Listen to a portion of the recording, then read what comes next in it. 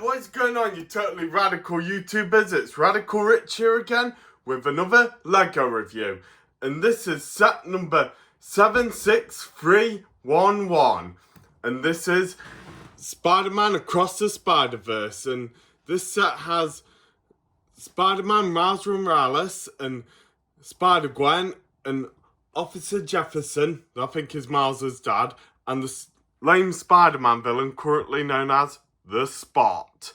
And I'll first show you the front of the box. So here we got like Officer Jefferson on his way to do the arresting and Miles Morales trying to web up the Spot, but poor Miles, he was very terrible at webbing up the Spot. And also we got Spider-Gwen here coming in to help her out. Help out Miles Morales.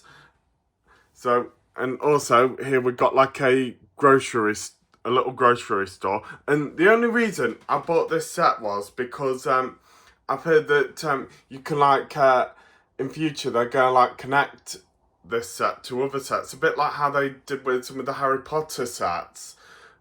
So that's why I'm starting to get these Spider-Man sets right now. So in future I can like connect these, because I've heard that some of the sets that are coming out this summer, there's one called Peter Parker's Apartment, and I heard that rumours that you're gonna like connect it to these other sets right here, but I don't know for sure because I've only heard about them and they're only going to be coming out in summer, and we'll just have to wait and see when they get released. So we'll just soon see. So I'll let you just have a look at the front of the box, and I'll just turn it around. I'm glad I've got a more smaller set this time because they're more easier to turn around. We can look at the back. So on the back it shows the inside. So we've got like a little bit of a store here, and an ATM machine and a cash register. And also we got like you can have the Spot here and there, like he's going to be making some portal attacks.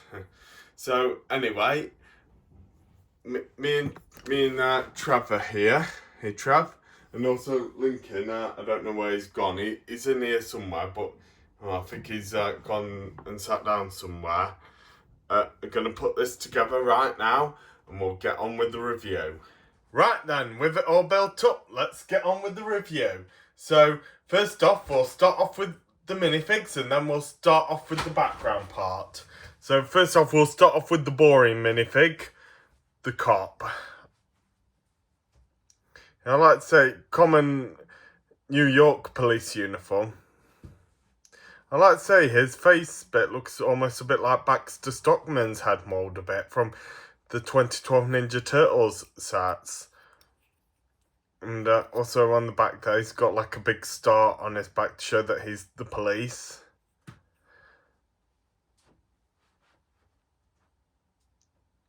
Yeah, so that's the cop right there. And now we move on to Miles Morales' version of Spider-Man. And I like to say, I think this version of Miles Morales is like inspired on how he appears in the movie, because he's got like this little blue style part on his chest part, and it looks a bit more different compared to my Miles Morales action figure. To let you have a little look at it. Yeah, he's got more red on him, and his spider logo is more like Peter Parker's logo, and this one, it's a bit more well-rounded. And just let you have a look at the back as well. Yeah, definitely well detailed, the back of his mask. And also, if you can like, here's one thing that I thought was really good that I'm glad they finally done. You could take their heads off and put their normal heads on as well. I'll show you right here. See? You can now also take Miles's head off and put on his normal head, so it looks like he's taken his mask off. And I always kept thinking, why can't they ever do things like that in all the Spider-Man sets? You know, just take off the masked head and put on like their normal head to reveal their secret identity. You know, with all like the superheroes that wear masks like Spider-Man. So I'll let you have a look at the front of Miles's face. Got like a happy smile there, like he said, finally I defeated the bad guy. And if we turn him around, he's got like a unknown face on him, like he's saying, who the hell are you? Like he's never seen such a weird looking bad guy before. So that's Miles Morales. Now we move on to Ghost Spider or Spider-Gwen or Spider-Girl. Well, to me, I quite like Ghost Spider because it sounds more original. You know, I always thought her outfit looked really cool and she looked really radical, but I just never liked her hero name, Spider-Gwen, because it just sounded like, well, hi, my name's Gwen Stacy, and then when she puts on the mask, I'm Spider-Gwen. And, you know, bad guys will know her secret identity. But I like to say, I quite like her new hood piece as well, because it's also the same mould that they used for that medieval woman in the medieval set that I reviewed last time. And I always really quite like the feel of this. It's just so smooth. Well, even though Gwen Stacy, she's such a hot girl. Better looking than Mary Jane, I think. And yeah, and Trevor and Lincoln say Black Cat's the more better girl for Spider-Man. And I totally agree with them. And I'll just let you have a good look at the front of her. And just turn her around a sec. Quite good detail on the back of her as well. And I'll also do the same magic trick as well. Abracadabra. Ta-da! She's now have her mask removed too. And I like to say the facial look on her is just almost the same as Hermione's. She's got like the little freckles here. And I never seen Gwen have freckles. No, never did in my life. Each version of her, I never saw her had them. Yeah, so I feel like this facial look would be good if they just got rid of her freckles. And I don't really like her hairpiece as well, because in the movie her hair was like a bit long and a little bit short, almost like a bob hairstyle a bit. But no, she never had her hair in a ponytail in that movie, because I do think this set is inspired on Across the Spider-Verse movie. Alright, I'll just turn her headpiece around.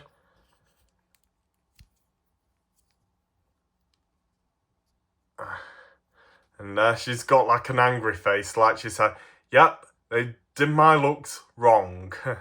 Yeah, don't blame me about that, Gwen. So right now, let's move on to the next minifig. And by the way, Vic, if you're watching this, dear cousin, Black Cat's the best girl for Spider-Man, Mary Jane sucks. Hope she's listening to that. So let's move on to the next minifig. Here we got the villain of this set, and who is one of the most lamest Spider-Man villains ever. Well, not the most lamest one ever. Believe me, I've seen worse Spider-Man villains than this one. The Spot. And I like to say, I can't believe the Spot is in this set. And I just think that is so sick that we finally got him in the set for once. I was going to, like, have a go at customising him for once. But, no, they finally brought him out into the set. Well, I was going to try and make him look like how he appeared in the 1990s Spider-Man cartoon. In that, his spots were more well-rounded. This one looks like he's got splodgy ink spots all over him. And on his face, on his headpiece, he always had eyes as well. But I do tell you what the Spot can do. He can, like, throw portals to make you go into other dimensions and so on. So I do think, yeah, his powers are a bit cool, but I just think his appearance is pretty lame. But believe me, I've seen more lamer Spider-Man villains. Now, you should see this one called The Wall. Now, believe me, The Wall is the most lamest Spider-Man villain ever. And he's even lamer than Calendar Man from Batman. And I know Batman had his lame villains like Calendar Man, Kite Man, Zebra Man, Polka Dot Man, Crazy Quilt. But this Spider-Man villain called The Wall, he is just so lame. He's just like a square wall with legs, and he has no arms, and he's got a head, and he just like smashes through walls like the Rhino. And I just feel like maybe the story about this Spider-Man comic they done right, they could have just edited it right, because Spider-Man was supposed to be having a crossover with I think some sort of band, I think it was. I've forgotten how the story went, but as how it goes right, it was Spider-Man having his first non-Marvel crossover, and he was supposed to help them from the wall, because the wall was trying to stop the game that in the field he was causing. And I just feel like maybe that whole story could have gone better, but if they didn't use the wall, they used the Rhino instead. And after when Spider-Man beated the wall, he and him just sat outside the game field while the game went on, and you know, Spider-Man didn't send him to jail or anything. And believe me, I feel like Spider-Man could easily beat the wall just as easy. He could just leap over him, web his ankles, and then pull him over, and then web him to the ground. That's just as easy as pie. So yeah, they should have redone that story, but to replace the wall with the Rhino. But anyway, yeah. And if you don't know who the wall is, take the Joker's advice, worth the Google. And believe me, the Spot is more better than the wall. So anyway, enough of the wall now and the Spot. Let's get on with the background part. So here we have the NYPD car, and I like to say this is a pretty sweet police car for a change. You know, making it like how cop cars look like in the 80s, 90s and 2000s. I like to say they had more stylish cars back then, but I am a bit more of a modern person still. And I like to say I really like the sirens on this set, and I really do like how they put in PDNY, as in the New York Police Department. Oh, I should mean Police Department, New York. Sometimes they always change it around. They sometimes say PDNY or sometimes NYPD, which they make their mind up. And if we take the roof off here, right? You can sit the cop in here. And then you can put the roof on top. And then off he goes to arrest the Spot and help Spider-Man and Spider-Girl, or Ghost Spider as you would say. So that's a cop car. First off, I really quite like how they made this new web piece. It is just so sick. I've never seen anything like this sort before, and I wish they always did something like this in a set before. What you got to do is you put like the villain inside, right, and gently close it up behind the holes like this, but be careful, try not to knock the Spot out.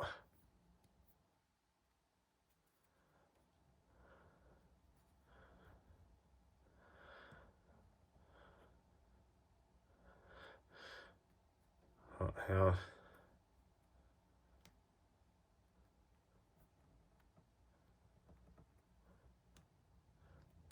Oh, sorry, I can't seem to get his the bottom one in. Hang on.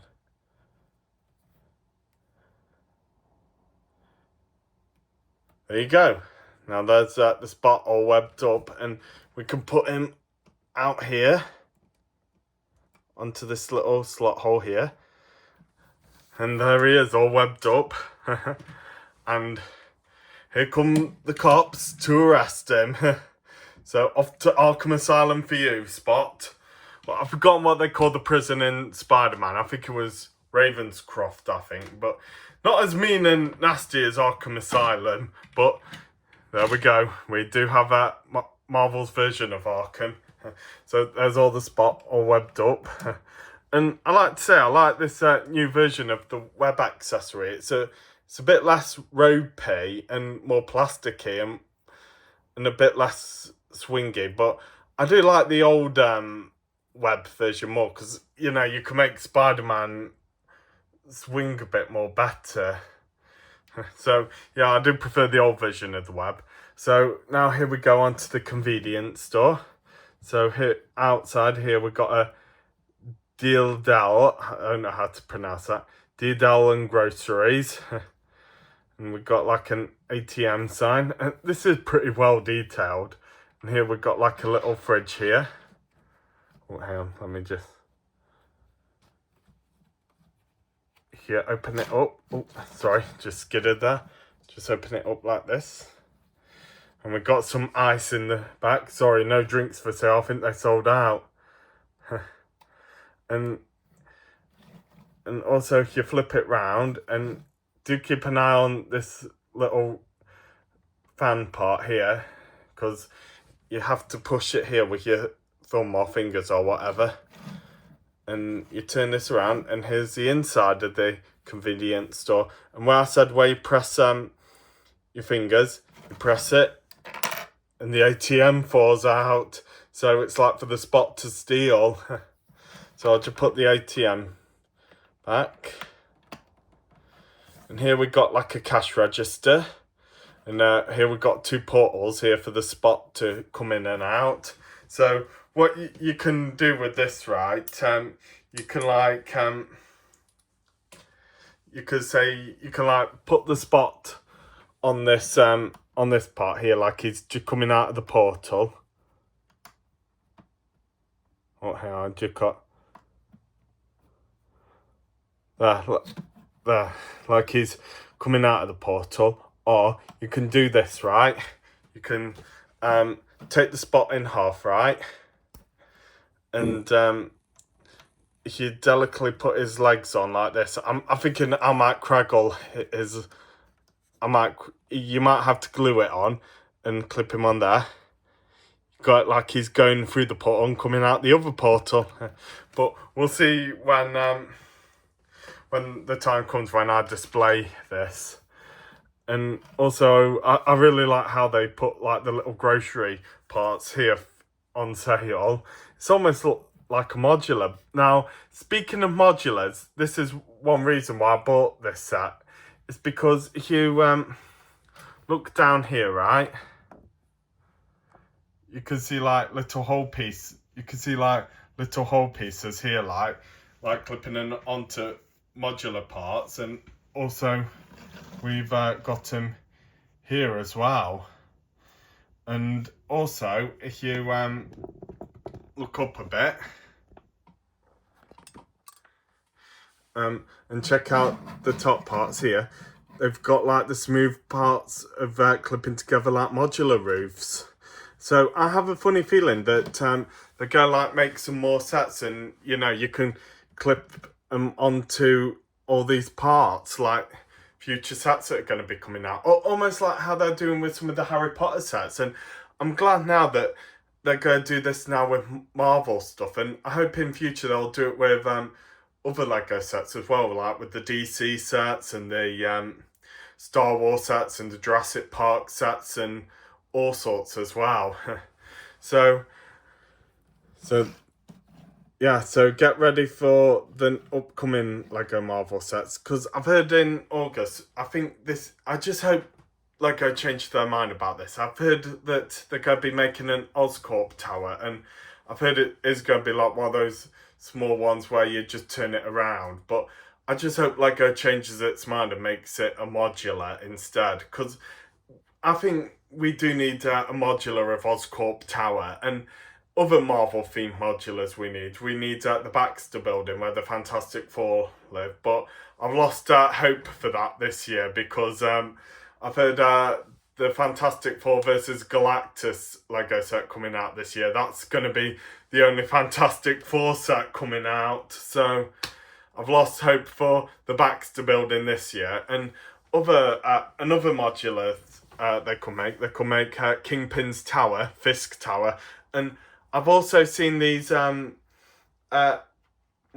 tower reviews of the Baxter building and Oscorp Tower and Fisk Tower on YouTube by someone doing art designs of them, what they would look like. And you should check those out. They are really sick and rad. And I always feel like they look almost like the real sets that they're selling out there right now. But we'll just have to soon wait and see. And I've also heard that there's going to be a new Arkham Asylum set for DC. And I don't know what it's going to be look like, but I'm keeping my fingers crossed that it's going to be another a DC modular, because I feel like, yeah, we got some Marvel modulars, but we need some DC modulars too. But for DC, I can only think of Arkham Asylum and Luthor Tower and the Daily Planet where Superman works. But I just feel like, why do we need the Daily Planet while we got the Daily Bugle? Because it's almost the same. But just to say, but who knows? We'll soon have to wait and see. But also, I have my own modular ideas as well. Well, I had some common modular ideas before, normal Lego modular ideas, and that would be, well, before I always said, I hope they make a police station this year, and I always kept wishing for that every New Year's Eve until they finally made a Lego police station. So I got my wish come true for that. But all I can think of right now for a normal Lego modular is just a school and a hospital. That's all I can think of for now. And also for Marvel modulars,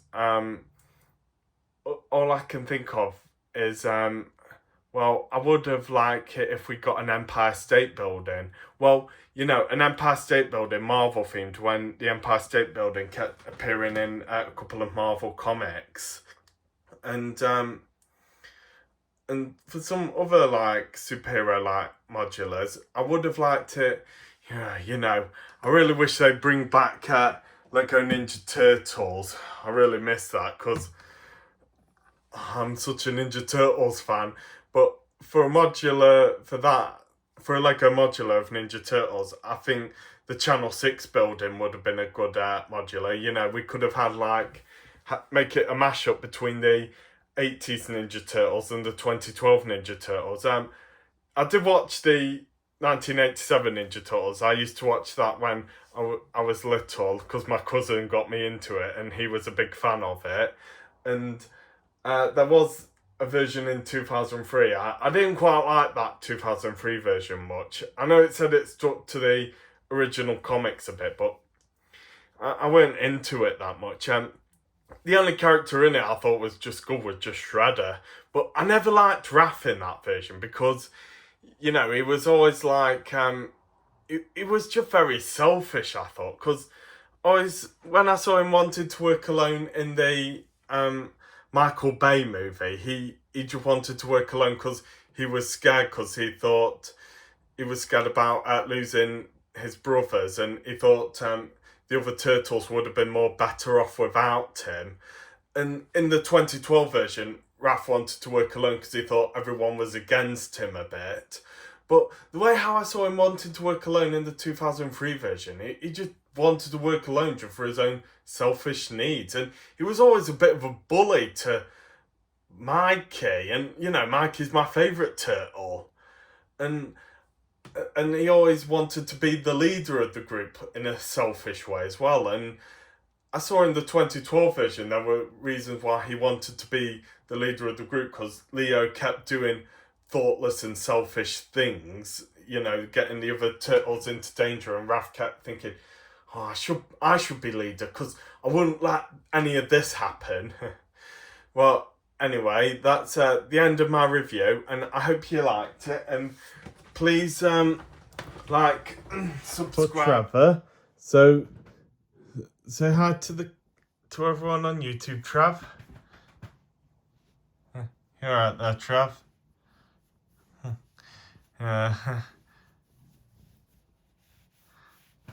So yeah, please like and subscribe for Trevor, and also for Lincoln as well.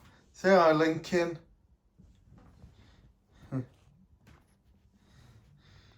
Yeah, so please like and subscribe for Trevor and Lincoln, please.